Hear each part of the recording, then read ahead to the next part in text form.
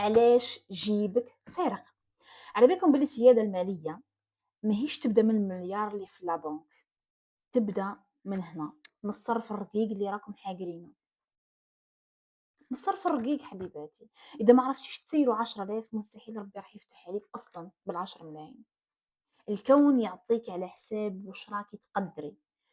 معناها إذا أنتِ راكي تحرقي تحقري في الصرف وتضيعيه، راكي تبعتي في رسالة للكون باللي المادة ما عندهاش قيمة عندي. راكم فاهمين؟ الفقر ماهوش نقص دراهم، الفقر هو سوء إدارة لقرارك المالي انت. يعني السيادة المالية هي أنك تولي سيدة على دراهمك. شوفوا كاينة سيدة وكاينة عبدة. انت لازم تولي سيدة على دراهمك ماشي عبدة لشهواتك.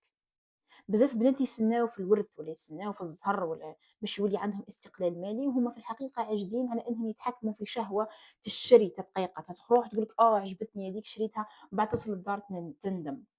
المرأة اللي ما تعرفش وين راه وقاعد يروح الدور تاعها من الجيب ماهيش واجدة للثراء. من الآخر أنا شفت بنات يشكيو من الغلا، يجيوني يقولوا لي الغلا بصح كي تجيو للدورات اللي تبني العقلية تقول لك غالية.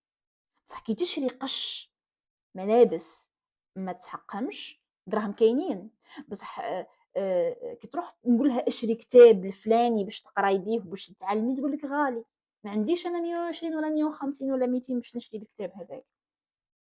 راكم فاهمين؟ دونك هذه عقلية الندرة، ومستحيل تجيب لك السيادة في حياتك. في عالم السيادة ما نعلمكمش كيفاش تولي غنية بين ليلة وضحاها، أنا نعلمكم كيفاش تولي عندك عقلية الوفرة، وكيفاش تسيري المادة تاعك بذكاء هي اللي تخدم عندك مش أنتِ اللي تخدمي عليها.